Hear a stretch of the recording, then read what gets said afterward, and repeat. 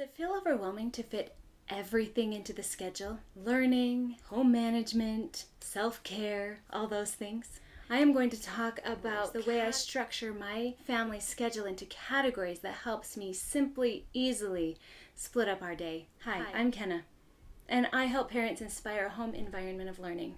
I'm glad you're here. So just to acknowledge it right at the beginning, there are a lot of different styles when it comes to figuring out routines that work for your family, right? There are the super schedulers who just have everything organized down to the second. I have some good friends that way.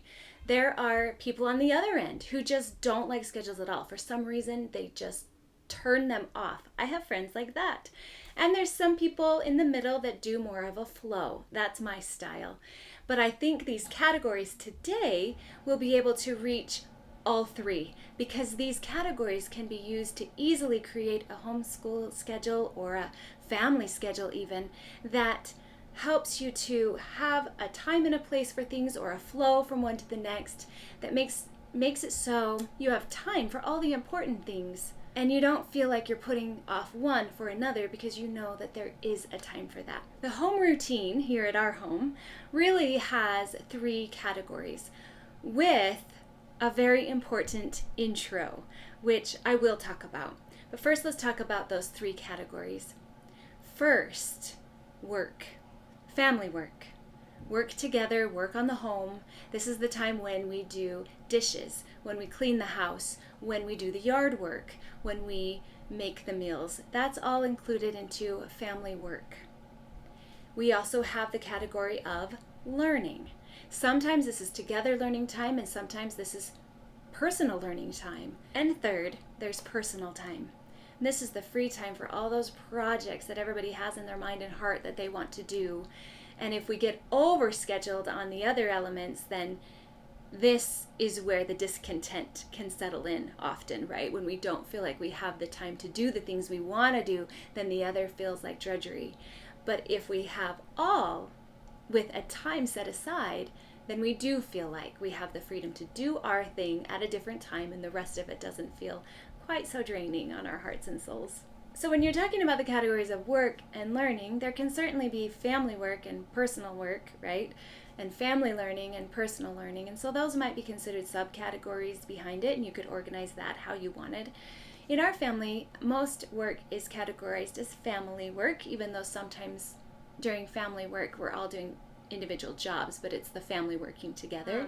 Personal work would just blend into personal time. It would be the time when I really wanted to do an organizing project, and it would fit into my personal time. As far as the learning goes, the family learning is the stuff you do together, and the personal learning, we all have our own goals that we work on, and we all need time, right, to work on our own personal learning goals. So those matter too. And I can go into more detail into all of those categories in a different video, but let's talk about the important intro that starts the day. In our family, we call this first things first. And in first things first, it's just the things that are most important to do in the day. They include things like getting dressed and brushing your teeth.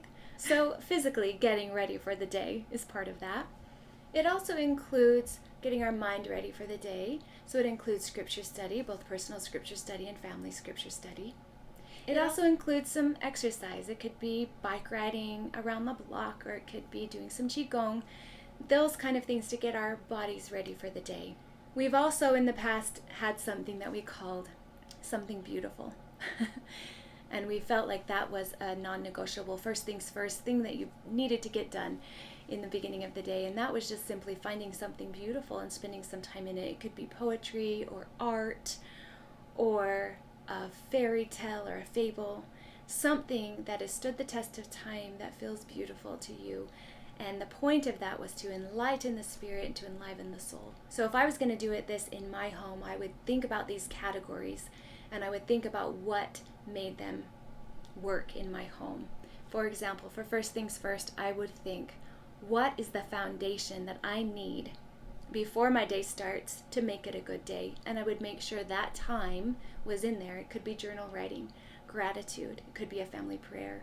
It could be any of those things that you need to feel like you have the foundation set and you're ready to move on to the real schedule of the day, right? That's just the foundation. And then I would ask myself, what types of work needs to be done in my home for me to feel like we can function, right? What kind of cleaning, what kind of yard work, what kind of things need to be done for work? What kind of learning activities are most important that we need to make sure we have time for? And in my personal time, and this is my personal thing, I don't choose it for my kids, but for my personal time, what are the things in my personal time that I need to find time for and that I want to find time for? So those are kind of some reflection questions that you could start asking yourself to decide how you would organize your home schedule.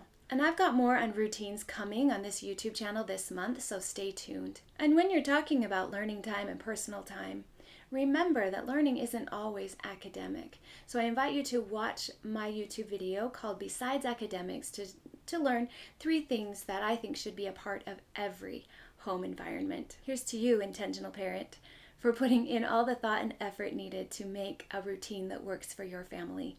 You've got this.